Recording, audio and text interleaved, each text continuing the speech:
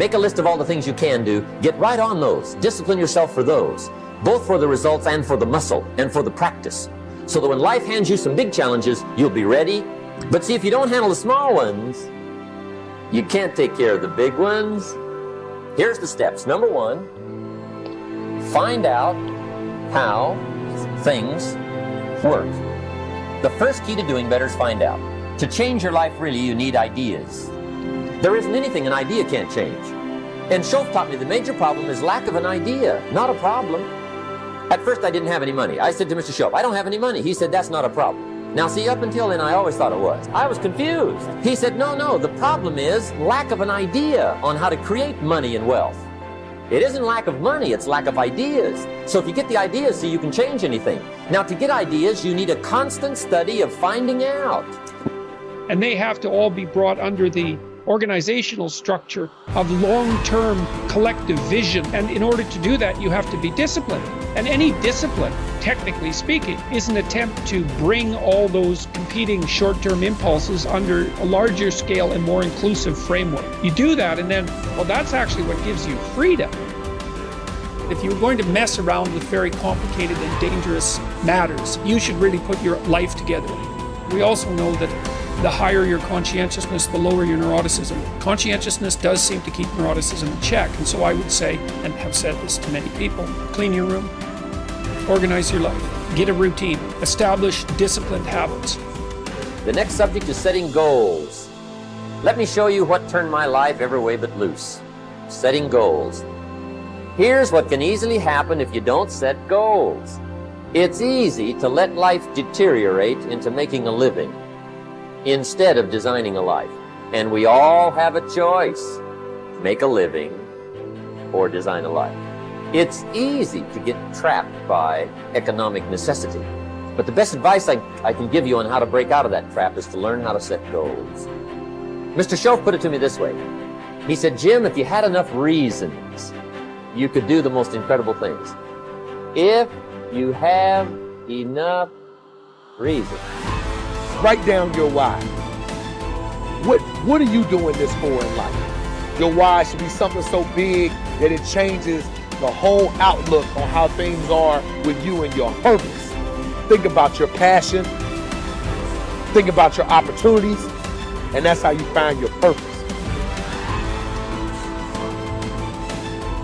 When that why meets up with your passion, your opportunity, and your purpose, then you'll find out.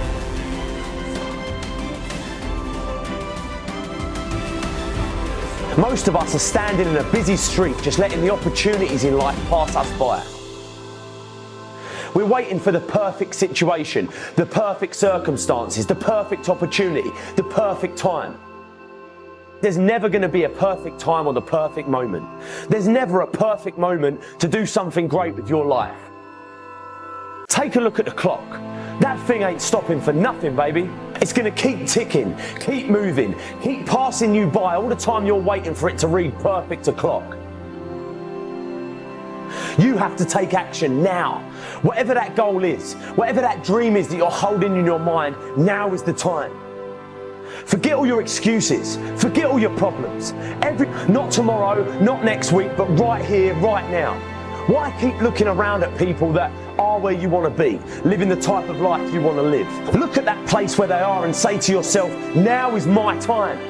Now is my moment. Now is your moment. Today is that day.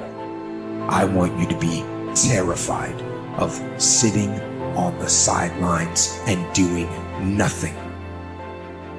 Waking up in 6 days or 6 weeks or 6 years or 60 years and being no closer to your goal. You've made no progress. That is the nightmare. Do the extra repetition, run the extra mile, go the extra round, make the right choices. Give the full measure, fight back, go down swinging, give every day everything you've got, embed that long-term goal in your mind, burn it into your soul. I got here not because I'm the strongest, not because I'm the fastest, not because I'm the best. I never stopped fighting. It got harder and it got harder, and it seemed the further I climbed, the harder it got. But I didn't stop, I didn't quit. I just kept fighting and fighting and fighting. Think about it, write about it, talk about it, hang it up on your wall, but most important, do something about it every day. Every day, do something that moves you toward that goal, that keeps that goal alive and in sight and in focus. Do what you say, mean what you say, follow through for something for one time in your life. One time.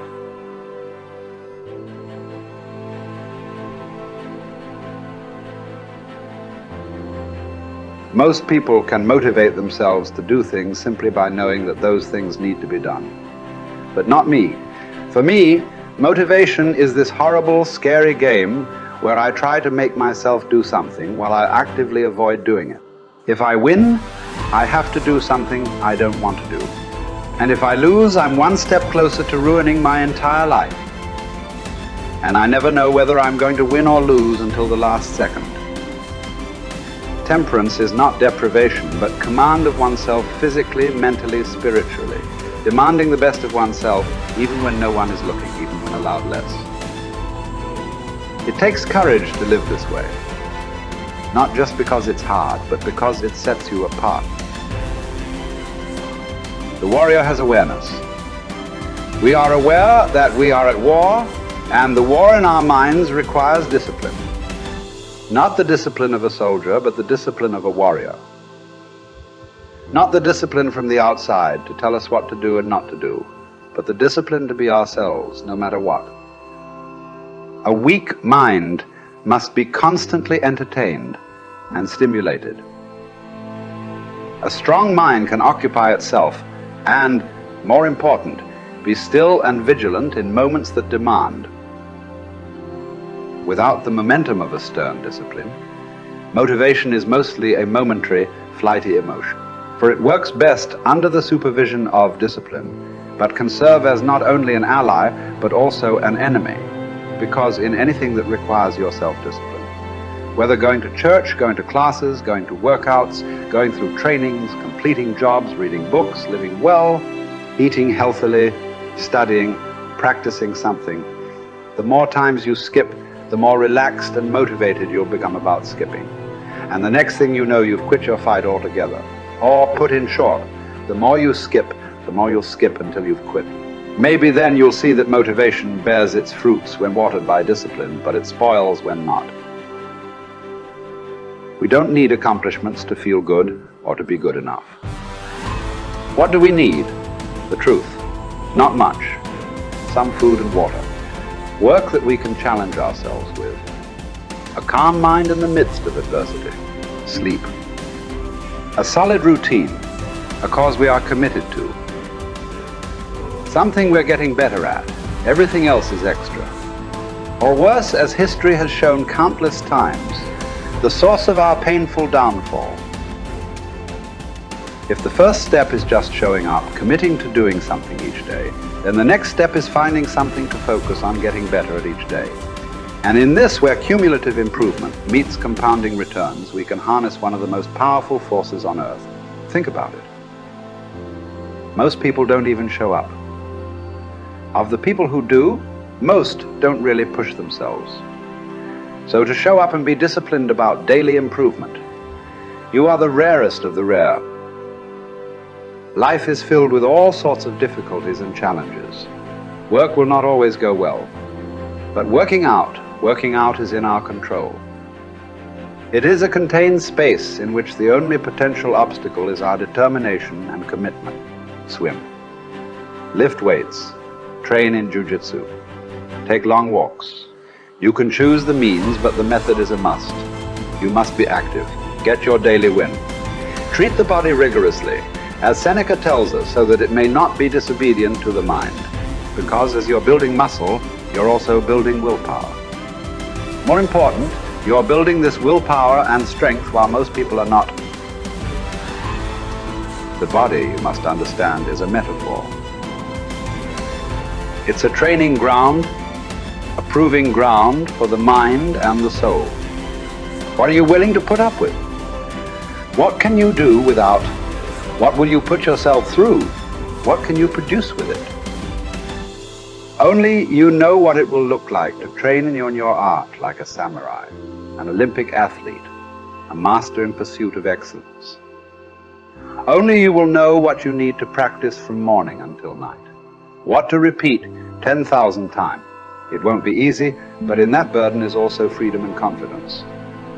The pleasure of the flow state, the rhythm of second nature, the quiet calmness of knowing that from the practice you'll know exactly what to do when it counts, the pride and the dependability of doing it too.